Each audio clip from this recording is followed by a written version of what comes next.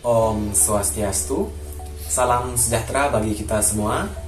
Jadi pada kesempatan kali ini kami akan membawakan sebuah materi mengenai bimbingan pribadi dan sosial di sekolah dasar.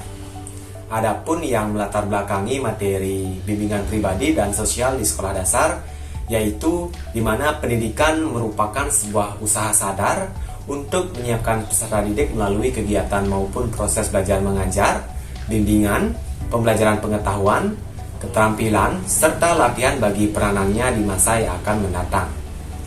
Di mana hal yang paling mendasar untuk kesiapan seorang peserta didik yaitu terdapat pada jenjang sekolah dasar. Tujuan pendidikan sekolah dasar adalah meletakkan dasar kecerdasan, pengetahuan, kepribadian, akhlak mulia, serta keterampilan untuk hidup mandiri dan mengikuti pendidikan lebih lanjut. Dengan demikian, siswa dapat memiliki dan menanamkan sikap budi pekerti terhadap sesama. Dengan tuntutan tersebut, kesiapan mental peserta didik haruslah matang dengan diimbangi adanya sebuah bimbingan dari sekolah itu sendiri. Bimbingan itu bisa bersifat bimbingan pribadi dan sosial di sekolah dasar, di mana nantinya bisa membantu peserta didik memecahkan masalah pribadi sosialnya. Baik, adapun ruang lingkup pembahasan mengenai materi bimbingan pribadi dan sosial di sekolah dasar, yaitu yang pertama mengenai pengertian dari bimbingan pribadi dan bimbingan sosial di sekolah dasar. Yang kedua yaitu mengenai tujuan dan fungsi dalam bimbingan pribadi dan sosial di sekolah dasar. Yang ketiga yaitu mengenai prinsip-prinsip dalam melakukan bimbingan pribadi dan sosial di sekolah dasar. Yang keempat yaitu syarat-syarat yang harus dimiliki oleh pembimbing pribadi dan sosial di sekolah dasar. Dan yang terakhir yaitu mengenai cara-cara melakukan bimbingan pribadi dan sosial di sekolah dasar. Baik, langsung saja kita ke pembahasan yang pertama mengenai pengertian dari bimbingan pribadi dan bimbingan sosial di sekolah dasar. Pengertian bimbingan pribadi yaitu usaha bimbingan yang ditujukan kepada siswa dalam mengatasi kesulitan pribadi serta mengembangkan pribadi yang beriman dan bertakwa kepada Tuhan Yang Maha Esa, mantap dan mandiri serta sehat jasmani dan rohani. Misalnya memberikan konseling, role playing, psikodrama, dan informasi cara bergaul.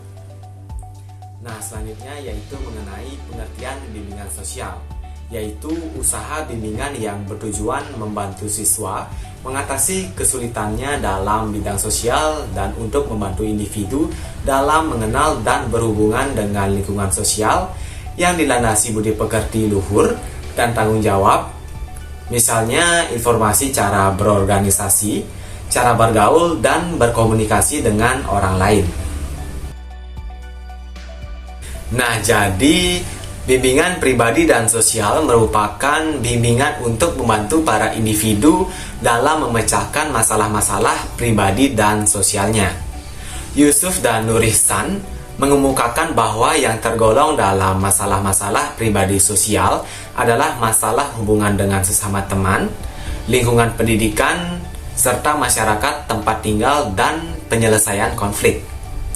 Dalam pertumbuhan dan perkembangan kehidupan lingkungan sosial sangatlah berperan penting di mana lingkungan sosial sangat mempengaruhi terbentuknya pola pergaulan dan kehidupan pribadi anak, khususnya dalam hal membentuk kemandirian anak.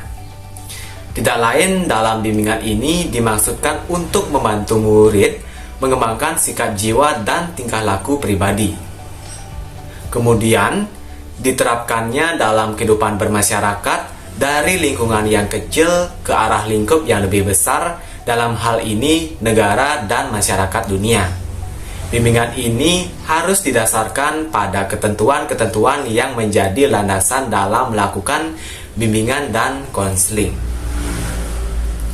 Nah, jadi bimbingan ini diberikan untuk membantu individu dalam menyelesaikan berbagai permasalahan sosial dan pribadinya. Bimbingan pribadi sukar dipisahkan dengan bimbingan sosial Hal ini dikarenakan masalah pribadi tidak lepas dari masalah sosial. Adapun yang tergolong dalam masalah pribadi sosial adalah masalah hubungan dengan sesama teman, guru, tetangga, pemahaman sifat, kemampuan penyesuaian diri dengan lingkungan pendidikan dan masyarakat tempat mereka tinggal. Nah, jadi demikian materi yang dapat saya sampaikan. Dilanjutkan oleh pemateri selanjutnya. Tujuan dan fungsi dalam bimbingan pribadi dan sosial di sekolah dasar. 10 tujuan bimbingan pribadi dan sosial. Yang pertama, memiliki komitmen yang kuat dalam mengamalkan nilai-nilai keimanan dan ketakwaan terhadap Tuhan Yang Maha Esa, baik dalam kehidupan pribadi, keluarga, pergaulan dengan teman sebaya, sekolah maupun masyarakat pada umumnya. Yang kedua, memiliki sikap toleransi terhadap umat beragama lain dengan saling menghormati dan memelihara hak dan kewajibannya masing-masing. Yang ketiga, memiliki pemahaman tentang irama kehidupan yang bersifat fluktuatif antara yang menyenangkan dan tidak menyenangkan, serta mampu meresponnya secara positif. Yang keempat, memiliki pemahaman dan penerimaan diri secara objektif dan konstruktif, baik yang terkait dengan keunggulan maupun kelemahan, baik fisik dan psikis. Yang kelima, memiliki sifat positif atau respek terhadap diri sendiri dan orang lain. Yang keenam, bersikap menghormati atau menghargai orang lain, tidak melecehkan martabat atau harga dirinya. Yang ketujuh, memiliki rasa tanggung jawab yang diwujudkan dalam bentuk komitmen terhadap tugas dan kewajibannya. Yang ke-8, memiliki kemampuan berinteraksi sosial atau human relationship yang diwujudkan dalam bentuk persahabatan, persaudaraan, dan silaturahmi dengan sesama manusia. Yang ke-9, memiliki kemampuan dalam menyelesaikan konflik atau masalah baik bersifat internal dalam diri sendiri maupun orang lain. Yang terakhir yaitu yang ke-10, memiliki kemampuan untuk mengambil keputusan secara efektif. Fungsi bimbingan pribadi dan sosial. Yang pertama, berubah menuju pertumbuhan. Pada bimbingan pribadi sosial, konselor berkesinambungan memfasilitasi individu agar mampu menjadi agen perubahan bagi dirinya dan lingkungannya. Konselor juga berusaha membantu individu sedemikian rupa sehingga individu mampu menggunakan segala sumber daya alam yang dimilikinya untuk berubah. Yang kedua, pemahaman diri secara penuh dan utuh. Individu memahami kelemahan dan kekuatan yang ada dalam dirinya, serta kesempatan dan tantangan yang ada di luar dirinya. Pada dasarnya, melalui bimbingan pribadi sosial, diharapkan individu mampu mencapai tingkat kedewasaan dan kepribadian yang utuh dan penuh seperti yang diharapkan. Sehingga individu tidak memiliki kepribadian yang terpecah lagi dan mampu mengintegrasikan diri dalam segala aspek kehidupan secara utuh, selaras, serasi, dan seimbang. Yang ketiga, belajar berkomunikasi yang lebih sehat. Bimbingan pribadi sosial dapat berfungsi sebagai media pelatihan bagi individu untuk berkomunikasi secara lebih sehat dengan lingkungannya. Yang keempat, berlatih tingkah laku baru yang lebih sehat. Bimbingan pribadi sosial digunakan sebagai media untuk menciptakan dan berlatih perilaku baru yang lebih sehat. Yang kelima, belajar untuk mengungkapkan diri secara penuh dan utuh. Melalui bimbingan pribadi sosial, diharapkan peserta didik dapat dengan spontan, kreatif, dan efektif dalam mengungkapkan perasaan, keinginan, dan inspirasinya. Yang keenam, peserta didik mampu bertahan. Melalui bimbingan pribadi sosial, diharapkan peserta didik dapat bertahan dengan keadaan masa kini, dapat menerima keadaan dengan lapang dada, dan mengatur kembali kehidupannya dengan kondisi yang baru. Dan yang terakhir, ketujuh, menghilangkan gejala-gejala yang disfungsional. Konselor membantu peserta didik dalam menghilangkan atau menyembuhkan gejala yang mengganggu sebagai akibat dari krisis. Prinsip-prinsip dalam melakukan bimbingan pribadi dan sosial di sekolah dasar. Yang pertama, bimbingan merupakan bantuan yang diberikan untuk membantu peserta didik agar mereka dapat memperbaiki diri dari permasalahan yang dihadapi. Yang kedua, bimbingan hendaknya bertitik tolak pada individu yang dibimbing. Yang ketiga, bimbingan diarahkan kepada individu dan setiap individu memiliki karakteristik yang berbeda-beda. Oleh karena itu, pemahaman akan adanya keragaman dan kemampuan individu yang dibimbing sangat diperlukan. Prinsip yang keempat, bimbingan harus bersifat luas atau fleksibel sesuai dengan kebutuhan peserta didik yang dibimbing, dan pelaksanaan bimbingan hendaknya dilakukan oleh orang yang memiliki keahlian dalam bidang bimbingan. Yang kelima, program bimbingan di lingkungan lembaga pendidikan tertentu harus sesuai dengan program pendidikan. Dan yang terakhir, yang keenam, melakukan evaluasi terhadap program bimbingan yang telah dilaksanakan. Hal ini dilakukan untuk mengetahui hasil dari pelaksanaan program tersebut.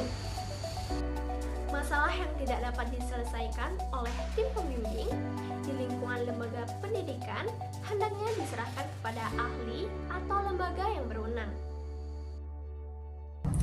Syarat-syarat yang harus dimiliki oleh pembimbing pribadi dan sosial di SD. Adapun 7 syarat yang harus dimiliki oleh pembimbing pribadi dan sosial di SD. Yang pertama, seorang pembimbing harus memiliki pengetahuan yang luas dari segi teori maupun praktiknya. Teori merupakan hal yang penting karena segi inilah yang dijadikan sebagai landasan dalam praktik. Kemampuan dalam praktik juga sangat perlu dan penting karena bimbingan merupakan ilmu yang harus diterapkan dalam kehidupan sehari-hari. Yang kedua, dilihat dari segi psikologis, maka seorang pembimbing kepribadian sosial harus dewasa secara psikologis dengan ditujukan adanya kemantapan dan kestabilan psikisnya.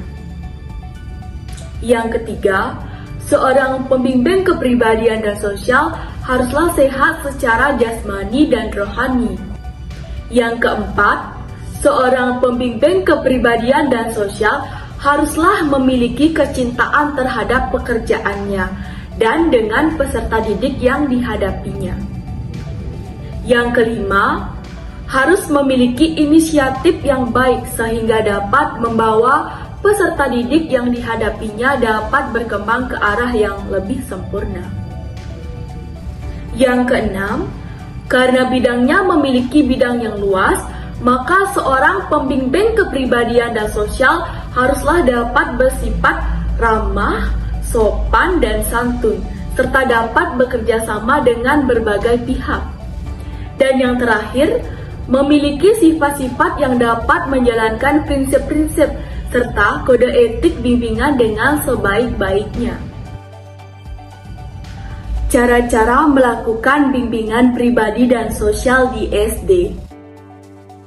Bimbingan pribadi sosial diarahkan untuk menciptakan kepribadian yang mantap dan mengembangkan kemampuan individu menangani masalah yang ada dalam dirinya. Bimbingan ini merupakan layanan yang mengarahkan pada pencapaian pribadi yang seimbang dengan memperhatikan keunikan karakteristik pribadi serta ragam permasalahan yang dihadapi oleh individu. Pertama-tama, bimbingan ini harus dilakukan dengan menciptakan suatu kondisi yang kondusif, sehingga individu mau menerima masukan dan bimbingan yang diberikan. Dalam proses bimbingan ini, sebaiknya dilakukan dengan pola interaksi yang akrab ataupun dengan cara-cara yang menyenangkan bagi individu tersebut. Hal ini dilakukan guna memupuk minat dari individu itu sendiri dalam menjalani proses bimbingan. Penggunaan pendekatan kekeluargaan dengan menunjukkan ketulusan dan kerendahan hati, misalnya juga diperlukan dalam bimbingan ini. Dan mulailah dari itu mengembangkan sistem pemahaman diri, sikap-sikap positif, serta keterampilan pribadi sosial yang tepat. Selain beberapa cara tersebut, tidak kalah pentingnya untuk memahami karakteristik pribadi, serta ragam permasalahan yang dihadapi oleh individu. Bantuan tersebut tidak akan efektif jika pembimbing tidak dapat memahami masalah yang dihadapi oleh individu, serta tidak memahami pula apa yang menjadi potensi, bakat, kemampuan, minat, maupun sikapnya. Jadi, bimbingan terhadap peserta didik ini dapat berhasil sesuai dengan tujuan yang diharapkan jika pembimbing atau konselor ini dapat memahami peserta didik yang dibimbing, dan peserta didik yang dibimbing pun harus paham akan dirinya sendiri. Tetapi, banyak di antara orang tua ikut campur dalam menentukan hobi bagi anaknya. Disesuaikan dengan kemauan dari orang tua itu sendiri ataupun disesuaikan dengan tradisi masyarakat sekitar. Misalkan saja orang tua memaksa anaknya untuk ikut les tari tanpa melihat kemampuan, bakat, minat, maupun potensi yang dimiliki oleh anaknya. Seharusnya dalam proses ini haruslah ditentukan oleh anak itu sendiri, serta dengan melihat kemampuan, bakat, minat yang mereka miliki, bukan didasarkan atas pengalaman masa lampau atau tradisi dari orang tuanya. Maka dari itu, dalam proses bimbingan ini diperlukan adanya pengamatan atau observasi terhadap peserta didik tersebut. Hal ini dilakukan untuk mengetahui reaksi atau tindakan seorang individu terhadap situasi maupun kondisi yang bersifat asing. Dalam proses pengamatan ini, seorang pembimbing harus melakukan dengan penuh kehati-hatian, serta memerlukan waktu yang tidak sedikit. Kesemuanya ini dilakukan guna memahami latar belakang kehidupan individu tersebut, serta pola hubungan antara lingkungan sosial dan tingkah laku yang dimiliki individu. Selain dengan observasi, dalam pengumpulan data dapat juga dilakukan dengan menggunakan angket, melakukan wawancara, serta kunjungan ke rumah individu tersebut.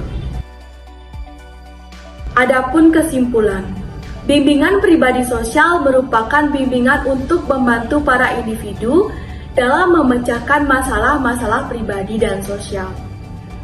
Bimbingan kepribadian sosial tidak hanya sebatas pada pemberian bantuan kepada individu untuk dapat menyelesaikan permasalahan-permasalahan pribadi ataupun sosial. Akan tetapi dalam bimbingan kepribadian sosial terdapat banyak tujuan dan fungsi di dalamnya. Dalam proses bimbingan kepribadian sosial ini, haruslah memperhatikan prinsip-prinsip bimbingan. Prinsip-prinsip tersebut diantaranya yaitu berorientasi pada individu yang dibimbing, bersifat luas dan fleksibel, hendaknya dilakukan oleh orang yang memiliki keahlian dalam bidang bimbingan, serta perlu evaluasi program bimbingan. Bimbingan kepribadian sosial ini dapat dilakukan dengan cara menciptakan pelaksanaan bimbingan oleh orang yang memiliki keahlian dalam bidang bimbingan dan interaksi pendidikan yang akrab.